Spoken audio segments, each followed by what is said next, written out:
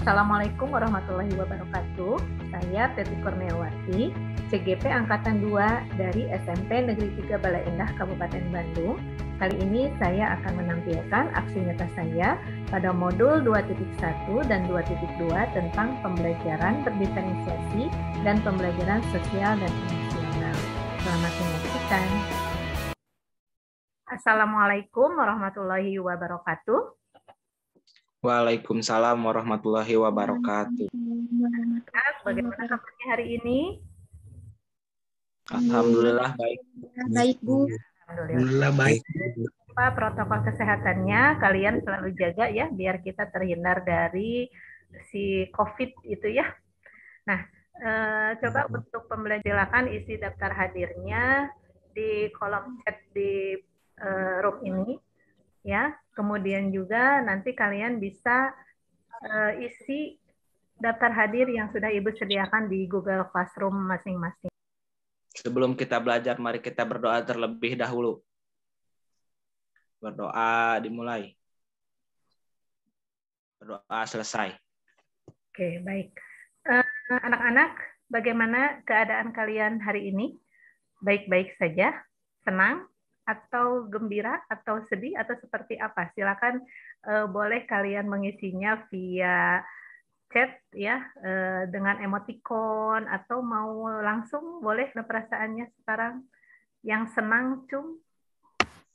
Kita akan melanjutkan pembelajaran pada minggu lalu, yaitu tentang pewarisan sifat. Lalu ada yang masih kita sudah belajar tentang istilah-istilah dalam pewarisan sifat. Ada istilah fenotip, ada istilah genotip. Ada yang masih ingat apa itu fenotip dan apa itu genotip? Saya Bu Teguh. Teguh, boleh Teguh. Silakan Teguh. Fenotip adalah sifat yang tampak, sedangkan genotip adalah susunan gen yang ada dalam sel. Nah, bagus sekali. Betul ya anak-anak. Pewarisan sifat. Ini khusus pada persilangan monohibrid dulu ya. Persilangan monohibrid itu mono artinya adalah satu, hibrid itu adalah persilangan. Berarti persilangan dengan satu. Satu apa? Satu sifat. Satu sifat yang berbeda.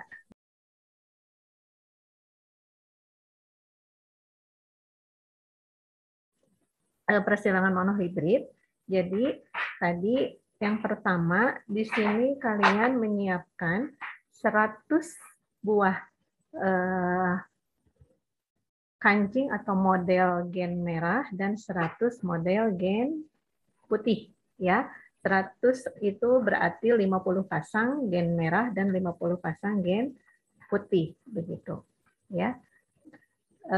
Setelah itu kalian coba, ini kan 50 pasang, ini 50 pasang, itu kemudian dipisahkan, masing-masing dipisahkan, ini dalam rangka dia membentuk gamet. Karena pada saat terjadi persilangan, sebelum terjadi persilangan, dia akan memisah dulu, melakukan pembelahan sel. Yang jantan ini akan membentuk sel sperma, masing-masing di dalamnya ada gen merah. Kemudian yang betina juga akan membentuk sel telur, masing-masing akan membentuk gen putih seperti itu. Kemudian kalian silangkan. Kalian silangkan antara gen merah dengan gen putih. Nah, ini ya, disilangkan. Dari gen merah satu, dari gen putih juga satu. Terus saja seperti itu ya. Akhirnya habislah yang 50 pasang atau 100 buah merah dan 100 buah putih itu. Masing-masing akan membentuk keturunan atau F1 yang merah, ya, yang merah fenotipnya, tapi genotipnya adalah M besar M kecil atau merah putih. Ini adalah M besar M kecil seperti itu ya. Nah, kemudian ini keturunan pertama merah atau M besar M kecil genotipnya. Dan ini keturunan pertama ini akan menjadi induk untuk keturunan yang kedua, akan menjadi induk untuk keturunan kedua. Kalian perhatikan, ini masing-masing merah dengan merah, jantan merah, betina juga merah. Tapi merahnya di sini genotipnya M besar M kecil masing-masing. Kenapa M besar M kecil merah? Karena M besar seperti yang sudah kalian ketahui, ini M besar itu adalah dominan. Merah di sini dominan, putih yang resesif. Sehingga kalau terbentuk genotipnya M besar M kecil, itu penotipnya atau penampakannya atau sifat yang tampaknya itu adalah merah. Ya, jadi seperti ini. Nanti akan terbentuk gametnya seperti ini. Ya, akan terbentuk seperti ini, merah,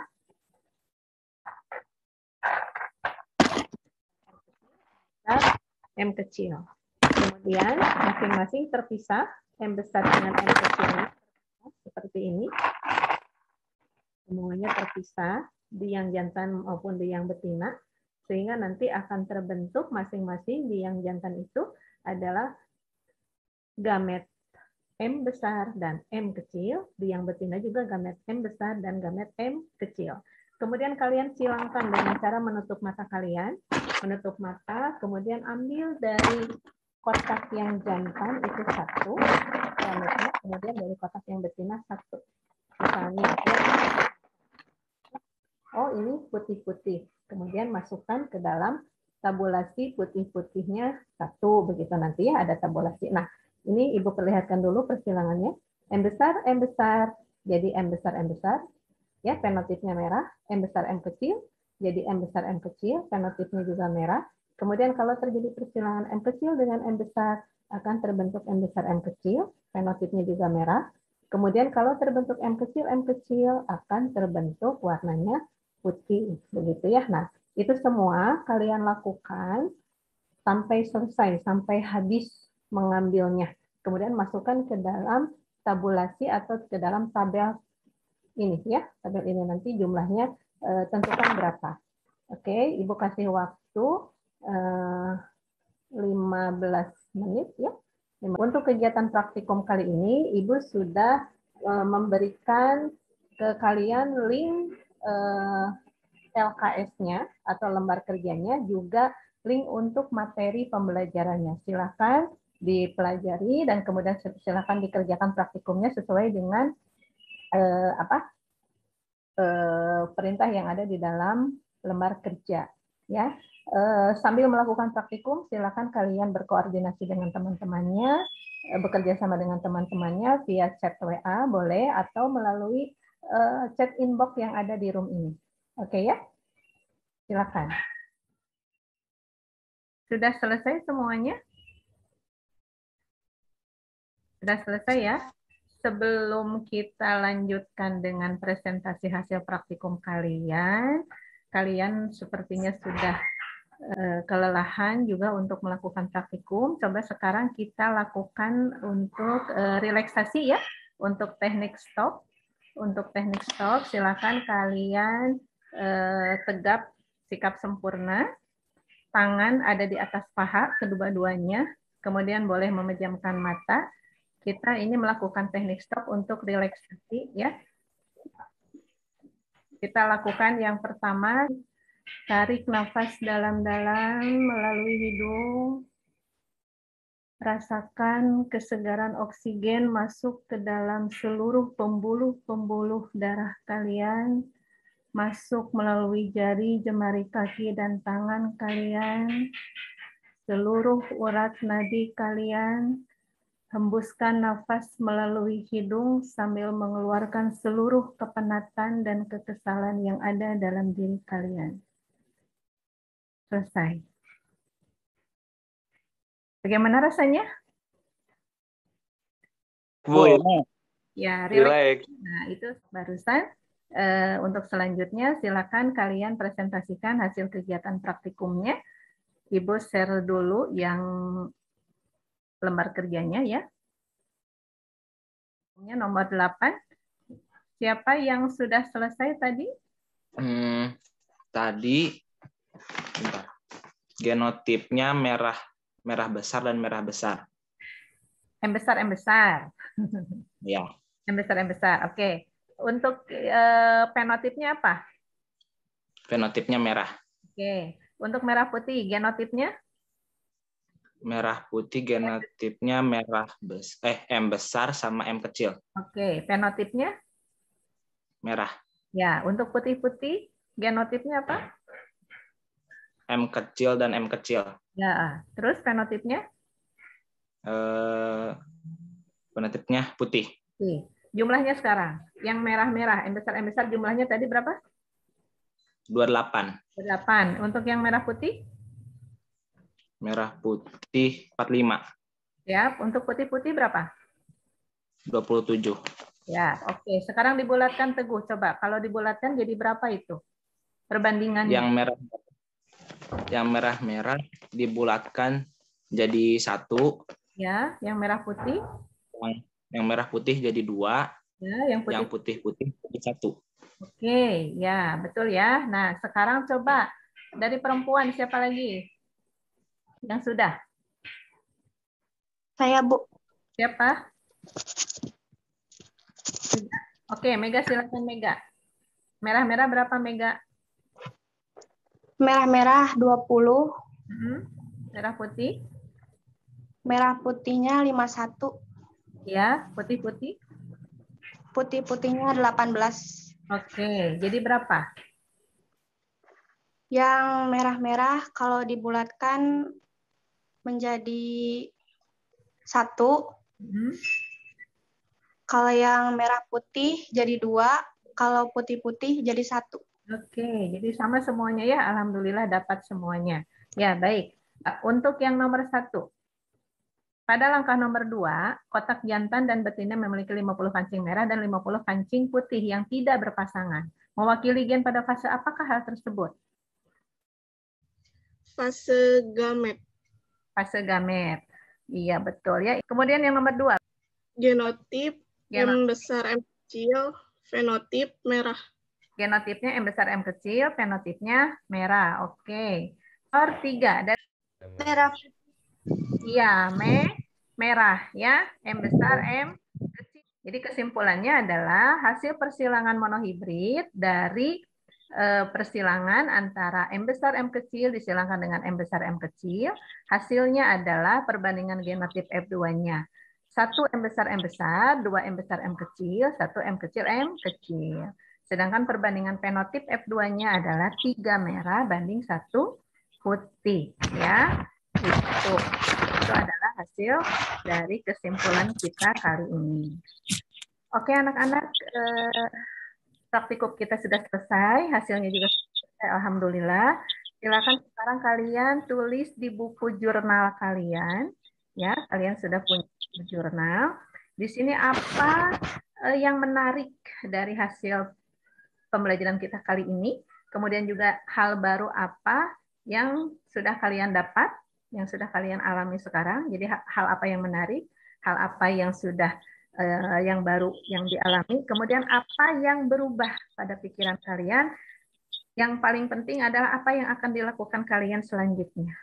Ya, jadi yang pertama adalah apa hal yang menarik, apa hal yang baru, kemudian apa yang akan dilakukan selanjutnya. Silakan ditulis ya di dalam buku jurnal. Oke. Sekarang sudah selesai, alhamdulillah pembelajarannya. Sekarang coba kalian ada yang mau memberikan kesan-pesan bagaimana pembelajaran kita hari ini? Seru, Bu. Seru, Bu. Seru. Rame, Bu. Rame. Tapi paham apa yang disampaikan sama Ibu, sudah ngerti? Ngerti, Bu. Ya, alhamdulillah. Ngerti, Bu. Alhamdulillah. Nah, untuk selanjutnya silakan kalian bikin laporan hasil praktikum kalian. Jadi laporannya bisa dalam bentuk uraian, laporan seperti biasa, atau dalam bentuk infografis, gambar, atau rekaman audio, kemudian juga bisa dalam bentuk video. Ya, seperti itu. Tugas yang dari hasil praktikum kali ini. Ada yang masih mau ditanyakan? Tidak, Bu. Sudah cukup? Untuk hasil laporan praktikum yang tadi, ya, yang dalam bentuk infografis, video, rekaman audio, ataupun laporan seperti biasa, tulisan seperti biasa, silakan bisa dikirim via WA Group, atau Ibu sudah sediakan kolomnya untuk melampirkan tugas di Google Classroom. Oke ya? Alhamdulillahirrahmanirrahim. Terima kasih, pembelajaran kali ini sangat-sangat menyenangkan. Assalamualaikum warahmatullahi wabarakatuh. Waalaikumsalam. Alhamdulillahirrahmanirrahim. saya telah menampilkan aksi nyata saya pada modul 2.1 dan 2.2 tentang pembelajaran berdiferensiasi dan pembelajaran sosial emosional. Dalam hal ini, saya menerapkannya pada materi pewarisan sifat melalui kegiatan praktikum.